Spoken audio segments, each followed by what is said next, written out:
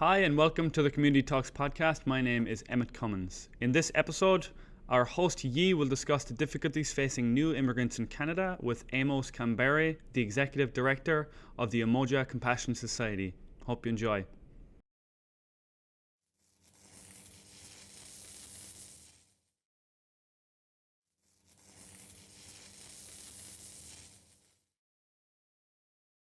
Welcome to our podcast program, Community Talks, where we discuss topics that matters. We will be our host for these programs. This is my colleague G and I, Edgar. We're excited to have you join us today. Today's episode is going to be about a very important discussion. And we are thrilled to have a special guest, Jonathan Cauri. He is the Development Director of Umoja, a non-profit organization that supports newcomers here in Canada. Our topic is raising awareness about the difficulties of the new immigrants that face when they are trying to settle here in Canada. It's a topic that we, as Vancouverers, we have in our hearts, and we hope that by discussing it, we can help others to understand the challenges and support those who need it. Jonathan will be sharing important knowledge and experience working with Umoja and how they are supporting newcomers here in Canada. So please sit back, grab a cup of coffee, and let's dip into this important topic. So, hello, Jonathan. Hello. And we are Team Unity, and we prepared some questions for you, and hope you can answer it to help our audience to know more about Umoja. And the first question is could you introduce yourself a bit for our audience? What exactly your job in Umoja? All right. I'm happy to do that. My name is Jonathan Cauri, as you heard. I am Development Director with Umoja, and I have been in Canada for exactly 21 years. So as a relative newcomer, I can relate to the experience of those that come into this country like myself and have a sense as to what sort of support would be a difference maker for them. So I just, alongside all the staff at Umoja, we try and bring our life experience into what we do too. And that's what drives us every day. An understanding of the need, but also a sense of the urgency of the need. We need to do the job right. I have multiple roles here at Umoja as Development Director. I do stakeholder management, so I do have to work with our partners, our funders, to remain engaged in a way that's meaningful and productive to our work. I also do fund development, so I do grant writing. I'm also involved in communications as well, the communications aspect and promotion of our work, and so on. So I have a host of roles. I also do oversee our programs, of course, supported by our staff, including our Assistant Programs Director. And our President and founder as well, Amos Kambere, is really closely linked to the work that I do. Great. Thank you very much. And could you talk about the overview and the mission of Umoja to our audience? Yes, absolutely. I'm happy to do that. Umoja's slogan reads as such, from newcomer to neighbor. That's our vision. And our mission is to transition newcomers into Canada, to mainstream them so that they are successful in their integration process and can contribute meaningfully to the community. Great. In Canada. It's a meaningful organization. And is there any challenges that you are Umoja facing now? Yeah, a big one. Umoja is now a 20-year-old organization, and the theme that repeats itself is funding. And by extension, since funding is an issue, capacity is an issue. We have a keen sense of, we understand our client needs really well, and as informed by our own experience, we feel that need deeply. It's very personal to us. The challenge is funding is hard to come by. And so with funding, we're in a competitive space where a lot of organizations that are immersed in the community and have to compete for the same funding.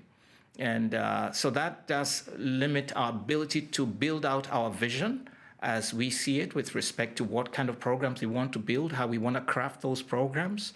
That's one. And number two, we would like to attract and retain the sort of talent we need to back up our programs and make them successful. That's a key part. We're a nonprofit organization. We're not a successful business, a high-profile business. We are a nonprofit. That's what we are. And then, of course, the ability to promote and tell our story like we would want to.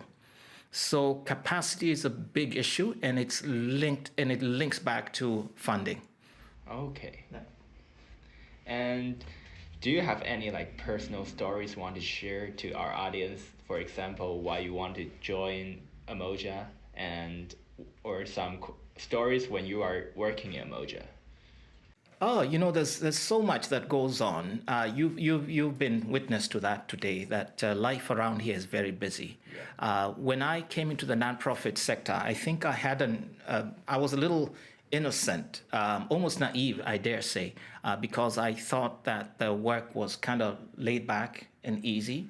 That had been my sense, as a layman. But since coming into to work within this sector, I realized that capacity is an issue, and we are extremely busy. It never stops, and the hours are not structured. Okay, it's not an 8 to 5 job. I have a meeting. Once we're done, I have a meeting starting at 7 o'clock, and I wouldn't be done until maybe 8:30 or 9. And that's not uncommon. I had a meeting on the weekend, Friday, all day, and I had another meeting all day on Saturday afternoon. So that gives you a sense as to what a challenge would look like. Some of our challenges might look like. But having said that, I'm a visible minority, and I came from Africa.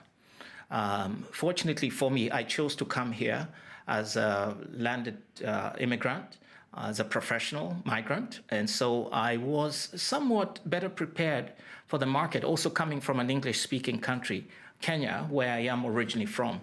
And also my life experience had immersed me in experiences that prepared me well for life in Canada, in the sense that I had been to schools that were very diverse. I had lived in neighborhoods that were quite diverse. I had worked in contexts that were diverse and had prepared me for the transition into Canada. But the reality is, when you come here, is that Canadian experience is a big deal. But also there are other transitional challenges because the market does not necessarily see you the way you see yourself.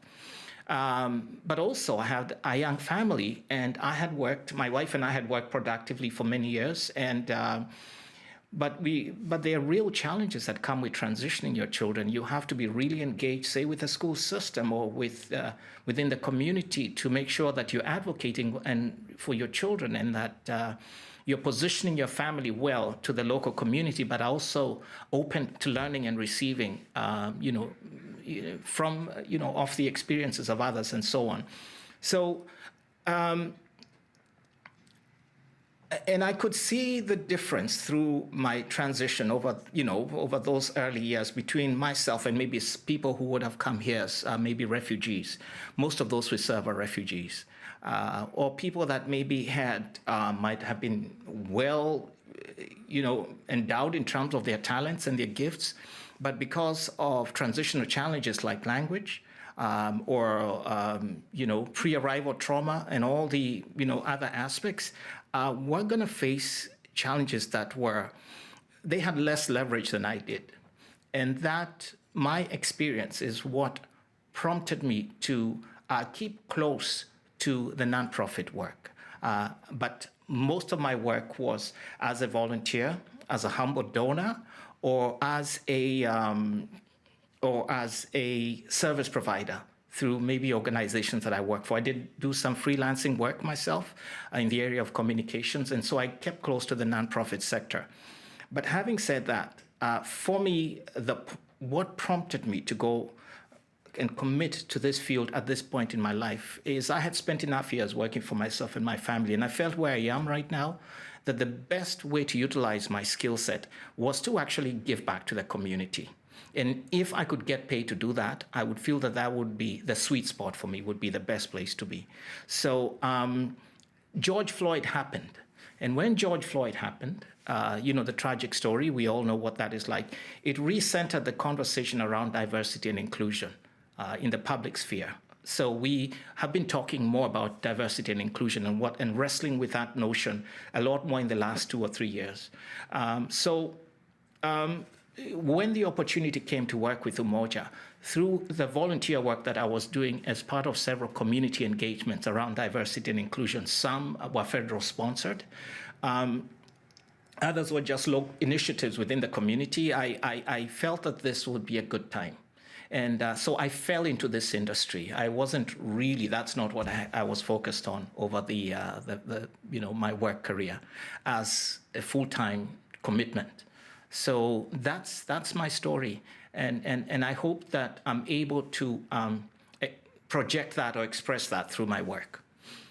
Yeah, that is pretty good. It's like you dedicate your life to help the society to be better. I really like the stories. Yeah, that's a really interesting thing. But there was one thing that you were talking about that I really like to go more deep on it, and it's about you talk about your perspective as a newcomer here in Canada, but in your experience as a volunteer here in Umoja, what would you say that's the most difficulty troubles for the newcomers, like you say, like most of the refugees that experience here in Canada when they just arrive? Yeah, it's an excellent question. The nature of immigration into Canada has changed. Historically, most Canadian immigrants came from Europe, and cultures that were basically homogeneous or homogeneous, depending on how you spin that word, and with a lot more shared experience, a lot more in common. And not only in common with that, but common with the mainstream society given Canada's history, which is Eurocentric. However, the average immigrant has changed. And now we have migrants or immigrants that are coming from non-traditional sources, if I could call that. That presents, in my opinion, a great opportunity to build a really unique country and society, one that is competitive in a world that is more alike as time goes on. We have a lot more in terms of shared experiences and exposure globally. Ideas travel very quickly these days with the internet, for example, or the 24/7 news cycle. However, with that too comes challenges. A lot of newer immigrants and refugees, and we serve refugees and particularly, but immigrants broadly speaking, of all cultural backgrounds. But we, in our programs, we aspire to be culturally sensitive. We address issues of trauma where those might happen, especially for a refugee demographic. And our approach is we aspire to take a holistic approach that addresses the whole person. It's not just helping people access housing, for example. We want to be able to, support them, newcomer parents, to mainstream their children within the school system, for example, or within local recreational opportunities where they exist, because that's important for a child's healthy development and by extension for the entire family. So the big challenge we're coming across is the risk of marginalization based on language, skills gaps, race, cultural and religious background. Trauma, too, can play into that dynamic. So those are the sorts of needs we need to, as a society, to develop a sophisticated outlook or understanding of, because we want to build a country in which no one is left behind. If because we don't want to have a stratified society. The differences are already substantial because the current immigrant coming in is coming from all sorts of, from different regions of the world, different frames of reference. We have our own idea of what life looks like. And finding that middle ground is very important. But part of that, too, is making sure that that those coming families, as a building block of society, and the individuals represented within those families have a real chance at mainstreaming into Canadian culture. So that there for us is the biggest burden we carry. And like I said, most of those we work with are refugees. And refugees have a lot of challenges because their lives have been disrupted. And that's what we're dealing with. A lot of stories of horrifying trauma. The other day we had a client of ours who was in a crisis, and as we tried to intervene for her, we found out that she had come through Libya and the Mediterranean, and she said to us, "I'm desensitized to the idea of death because I saw so much death as I transitioned into Europe and then ultimately to Canada, however that happened." So that hopefully, I guess that gives you an idea as to what we're wrestling with day to day. It's a crazy world we're living today. It is, yes. I think we can make it better. It is a crazy world, but people that are curious about what it takes to build a harmonious society and a prosperous society, one in which everyone is brought along, I think are thinking smart and are working smart through the process. Yeah, great. And can I ask, do you know some positive impact that Umoja has made for the society? Oh, absolutely. I have a list here because I'm spoiled for choice, and I've had to be very selective as I thought about this. I'll put it this way: Umoja. Family is big for us, and as I mentioned, family is the building block of society, and if the family isn't catered to well, then ultimately, by extension, society suffers. So for us, we are family focused. There's no ambiguity in our minds that that's what we ought to be focused on. We've impacted at least over 4,000 families, and that's families. And then you have individuals, because sometimes people come into the country on their own. At least initially, in some cases, they might then, eventually their families might follow. So that's for us is huge in the broader picture. But here's the other piece to it. Most of our highly motivated and dedicated staff and volunteers were visible minorities. Not exclusively, because we do like to model diversity, what diversity looks like in the workplace. The other thing is, we're from all over the world, ultimately, but the vast majority of us, have lived experience and are visible minorities. Our youth coordinator, for example, his parents were beneficiaries of our programs. And he's now a KPU accounting student, and is our youth coordinator who wants to work in social work. And he's an exceptional young adult who's doing a great job with our youth. Case in point, that's a success story for us. And he's quoted a lot by our funders for our youth program because they find him extremely impressive. We had our 20th anniversary gala, which you got to attend recently, isn't it?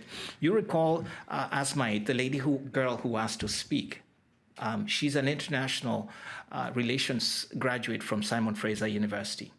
And you recall her story about how coming into a space like Umoja, where she found that those who worked with her and mentored her were relatable. They not only looked like her, even when they didn't, there was a commonality of experience. The experience was similar to hers. And she felt safe. And that meant that she turned out to be a very secure and confident individual. And you saw her. She's extremely well-spoken, very confident, and has a bright future. Her family, I've met her mom recently, was one of Umoja's earliest clients. Now you see our support, our work has then impacted the next generation, and it's also set a benchmark for her as to what that experience looks like for newcomers, so that she's able to then pay forward. She's able to then support those that might come after her, for example. She'll be more sensitive to someone who's new, for instance, in her workplace, and so on and so forth. We have 2 of our volunteers right now and beneficiaries of our college scholarship program. We have a small college scholarship program. They are both, they are at the University of British Columbia and Simon Fraser University as well, studying. One is in the arts, the other is in the sciences. And they also volunteer with Umoja. They work with our children and our youth as well. So that's just, one example. Those are a couple of examples, I must say. But in the collective, it's a similar story, right, of empowerment and then, contributing back to the community. Okay, and here is our another question is about why do you think it is important for our listener to support Umoja? Is there any reason? Excellent question. Yeah. I would say that let me maybe rephrase that a little bit, and I'll build off your idea there. I think more importantly, not so much Umoja, but the spirit that Umoja represents. I think that for us is very important, because there's a lot of work to be done, and Umoja can't do it all. So wherever you have opportunity to support an initiative like this, I encourage everyone to be aware. If you can't do the work, support it in some way. Contribute, in kind, or contribute financially to that work, appreciating that if Canada is going to work, we have to make it possible for the country to work for everybody. So several ways, we can be supported, and I'm hoping that I am addressing your question. Let me know if I stray. First off, volunteer is very important. Bring your skills. Yesterday, I had a girl reach out to us who's a Capilano student and said she's going to offer us social media services for free. Of course, we would like to be able to pay her, but funding is an issue. You see, that's one of the challenges we have, case in point. So she's going to be willing, she's going to do that for us. So volunteer. Number 3, contribute to the conversation. There are many forums now where that discuss these issues pertaining to immigration, inclusion, diversity. Throw yourself into those conversations and contribute your voice. But also by immersing yourself in that, you learn to frame the issues. It helps you clarify in your mind what the issues are that are impacting society and that are relevant to where we are as a community. And that's what I would throw out there. There's a lot more we could say on the topic, for sure. Yeah. And in my opinion, I'm not sure it's correct or not, but for my opinion, it's like I think why we should support Umoja is because there are a lot of newcomers and immigrants. They have skills, but they don't have chance to put it in work. So if we can help Umoja, and Umoja can provide them maybe for like language help or something, language programs to help them to learn how to speak English, then they can use these skills in Canada to help the society getting better. That's right. Yeah. That's right. You guys you have the energy and the drive and the ideas. Absolutely, you can support that. We've had people that have taught English here at Umoja for free for many, many years. Umoja is a 20-year-old organization. We have members of the community that have contributed over 20 years and some began this before they retired, even while they were fully engaged professionally in whatever they did. And then even after they stepped away from mainstream work, they keep coming and they keep they keep contributing to the work that we do here. Absolutely, in practical ways. We've got a food program, what we call the Seeds of Change, which supports our client families. And for example, we do the work of sorting the food because we have to do it in a culturally sensitive way. We also have many families to take care of. We sometimes are working at -7 degrees outside this building. And if you have 2 or 3 people doing that work, it takes longer and it's harder to do right. But we've had people step in from time to time and offer to throw their effort into that, and that has helped the process. They might help distribute, they might help sort the food, and so on. So that's absolutely. Yeah. Okay. And can I ask one question? And it will be like talking about the programs. Yeah. How Umoja is standing for the new generations that are coming here in Canada? Excellent question. We've got one way we're doing that is through 2 key programs. One is our schools after schools program. It's sponsored by United Way. Our Schools Out program invites kids to the Umoja space 3 times a week after school. And many of these kids, their parents need support because they aren't English speakers. And so they cannot support their kids through their academic work, for example. So by bringing people with Canadian experience and by and large who have grown up here, but the kids can relate to, we support the kids with their homework. But also, parents are not aware of where recreation exists, or even the whole idea of recreation and its value may not be as expressly clear because their frame of reference may have been different. Right? This is a different context. So what we do is we provide recreation for these kids, fun activities for them to do. Right now, we're running a spring camp. Over the next 2 weeks, we will have a summer camp coming up. So these kids come on Tuesdays, Thursday afternoons, and Saturdays as well. One thing we're doing again is helping bridge the privilege gap. Their mainstream peers that have grown up here might have access to more because their parents have information, but also are more affluent. So what we're doing is helping these kids by bridging that gap and providing that service for free. So yesterday, the kids spent time at a local park, Tyne Head Park, and they talked about the environment. They're going to go to the Space Center this week, Macmillan Space Center, later on this week, because we're trying to get them excited about what is possible for them, that they can access these opportunities. We're trying to quicken the potential that they have latent in their own, if you like, little spirits, and let them see possibility. What happens then is that Schools Out program is for kids ages 6 to 12. We then have what you call, we then have our youth mentorship and future leaders program, which picks those kids up from age 13 and carries them through ages 19. And we provide mentorship programs. We teach skills, for instance, financial literacy. We'll teach them how communication skills. We'll teach them we'll teach basic graphic design skills so that their presentation skills are more differentiated from maybe someone without that sort of background. Again, we help bridge that exposure gap for them. We also provide a room for them to have, and that too is part of our Schools Out program with the younger kids, what we call conversation circles. So they talk about the challenges that they're facing in an unrushed way. We don't process. Many of our clients have been processed for so long. Consider refugees and the transition that they have to go through, very intense and traumatic transition within short periods of time. So we don't rush them.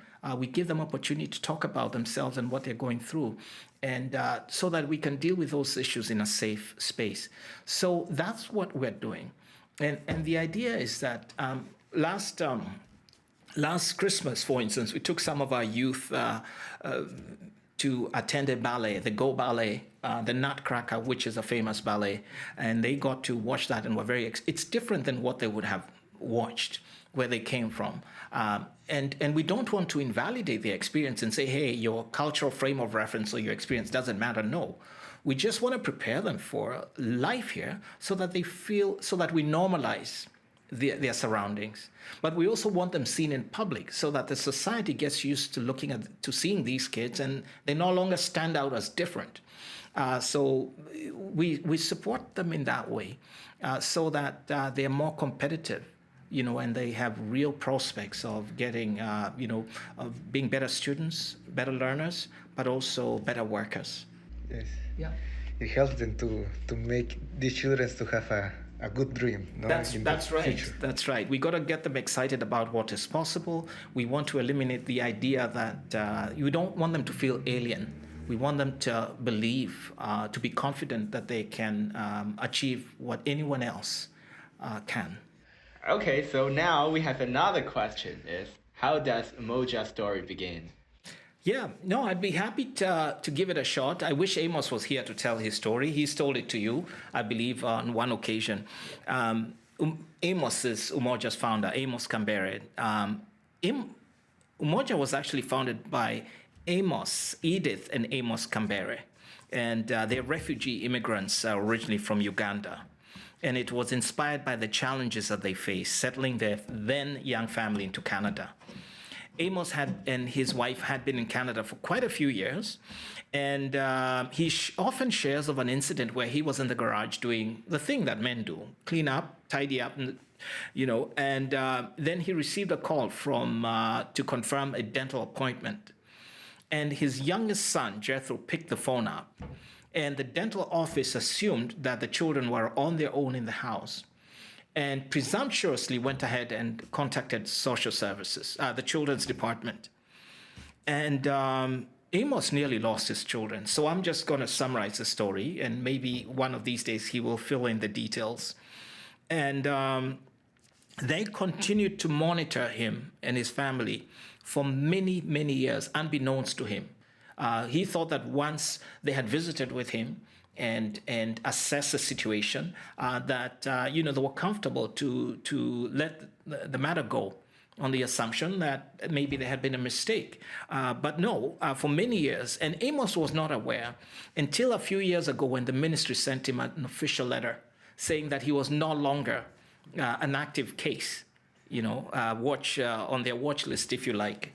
So experiences like those are what prompted Amos and his wife Edith, given their compassionate, their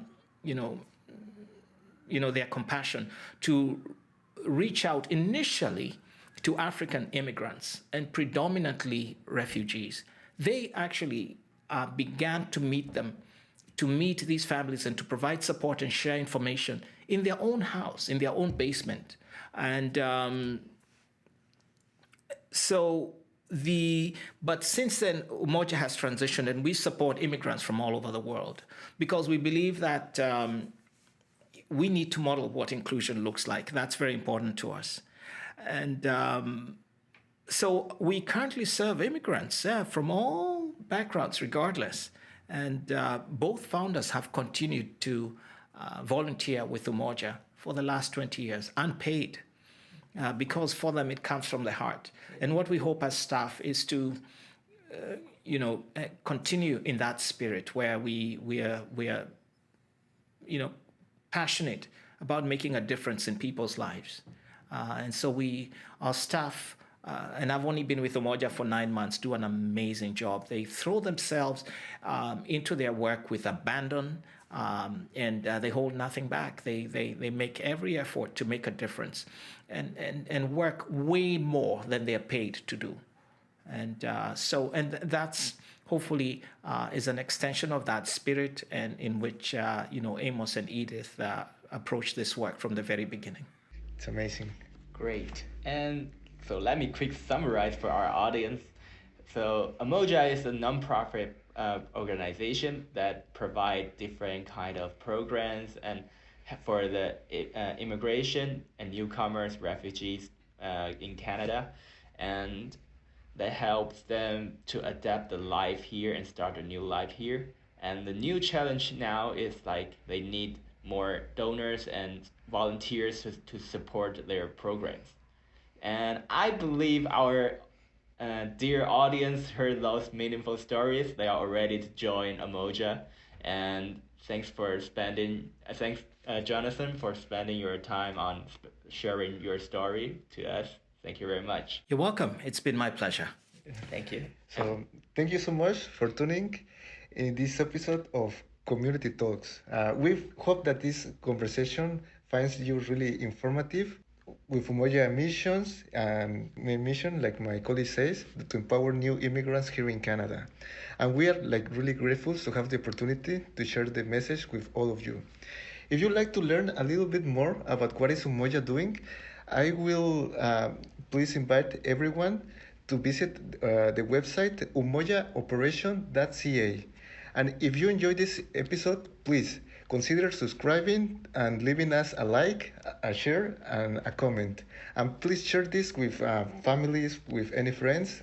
Please try to make this message available for everyone. It will help us to reach more people who will be more interested in supporting this cause. And before we leave, we have a question prepared for our audience. Okay, the question is, do you think people do good because they are selfless or because of selfish reasons? That's a good one. Thank you very much. Thank you very much. And before we say goodbye, Jonathan, do you have any last words do you want to say? No, I'm very, very proud of the work that you're doing. My hope is that your audience would, approach this reflectively, and they would think about, consider their own, ability to make a difference, in the community. And again, the goal here is to work toward communities in which no one is left behind. Ultimately, communities in which no one is left behind are prosperous, they're competitive, they are successful, and everyone is happy to live in those. And we know who doesn't want to like where they live. And a key part of that is to understand that aspect for sure. Yeah. So help us to make a healthy community. Oh, you're already doing a great job. Absolutely. I'm sure your audience would agree. Yeah. Thank you very much. Thank you very much. Thank you. Thanks for sharing. Thanks for listening to Community Talks. This episode was produced by Team Unity. If you'd like to learn more about Umoja, check out their website, umojaoperation.ca. Links and more information will be in the show notes below. If you like this episode, please consider dropping a like and sharing with friends. See you on the next episode.